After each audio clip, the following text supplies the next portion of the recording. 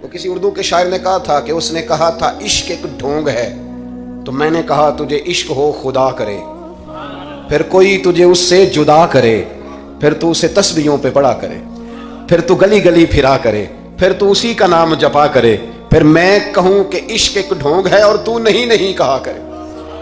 दाता गांधी बख्श अली हजवेरी। दाता साहब ने लिखा है, ये आजकल का जो जदीद नौजवान तबका है वो जरा बात जल्दी समझ जाएगा। दाता साहब रहमतुल्लाह लिखा है, हजरत अब्दुल्ला बिन मुबारक रहमतुल्लाह अलैह से किसी ने कहा कि आप बड़े जबरदस्त मुहद्दिस हैं और इतनी वारफ्तगी वाले सूफी कम मिलते हैं जितने आप हैं, वजह क्या है? तो हजरत अब्दुल्ला बिन मुबारक फरमाने लगे, मुझे ना तौबा करने से पहले एक औरत से इश्क हो गया था, औरत से। बड़ी तवज्जो से बात समझना। आप फरमाते हैं मेरा घराना नमाजी था, ये दाता साहब ने लिखा है कशफुल माजूब में। हजरत अब्दुल्ला बिन मुबारक फरमाते हैं कि जिस औरत से मुझे इश्क हो गया ना, उसके मोहल्ले में जाके मैं इशा की नमाज पढ़ता था और फिर सारी रात मैं उसके घर के गिर्द रहता था। वो आधी रात को थोड़ी देर के लिए छत पे आती थी, दो एक बातें होती थी, मैं लौट आता था। फरमाते एक रात मैंने इशा की नमाज उसके मोहल्ले में जाके पढ़ी। कारी साहब ने ना कुछ आयात लंबी पढ़ा दी तो मुझे गुस्सा आया। कह देते ना लोग मौलवियों ने काम को नहीं, सानू तो और भी हैं, तो कहते हैं कि नमाज लंबी पढ़ा दी तो मुझे गुस्सा आया कि जल्दी पढ़ाओ। फरमाते हैं नमाज वहां पढ़ी, सख्त सर्दी थी, रात लंबी थी, मैं उसके घर के गिर्द जाके ना तो मंडलाने लगा क्योंकि मुझे उससे मोहब्बत थी। फरमाते हैं कि 1 घंटा 2 घंटे 4 घंटे 5 घंटे हत्ता के सहरी का वक्त हो गया, पांव फूटने लगी, तो वो ना भागती भागती छत पे आई और कहने लगी कि घर में रश बड़ा है, मेहमान ज्यादा है, आज बात नहीं हो सकेगी। कहते ये लफ्ज कहते वो नीचे उतर गई। जब मैं वहां से वापस निकला तो फजर की अजान शुरू हो गई। यूं समझ लें कि 13 घंटे 14 घंटे बीत गए। हजरत अब्दुल्ला बिन मुबारक फरमाते हैं अचानक ना मैंने अपने दिल पे तवज्जो की, सारी रात वो आई नहीं थी पर मुझे उस पर गुस्सा भी कोई नहीं आया, मुझे वो बुरी भी नहीं लगी। सारी रात उसने खड़ा रखा लेकिन मेरे दिल से उतरी भी नहीं।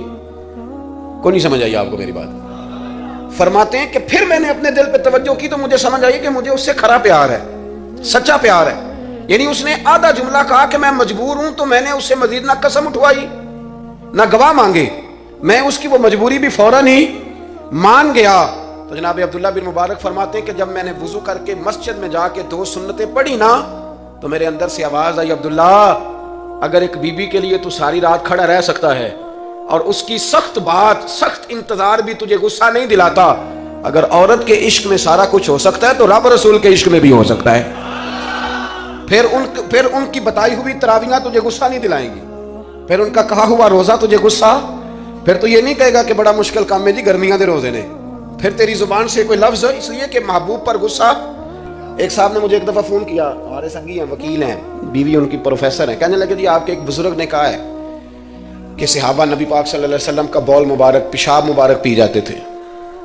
लोगों को बड़ी जल्दी टेंशन होने लग जाती है इन चीजों की, बड़ी जल्दी। इस रास्ते के मुसाफिर नहीं ना होते, इस रास्ते के मुसाफिर नहीं।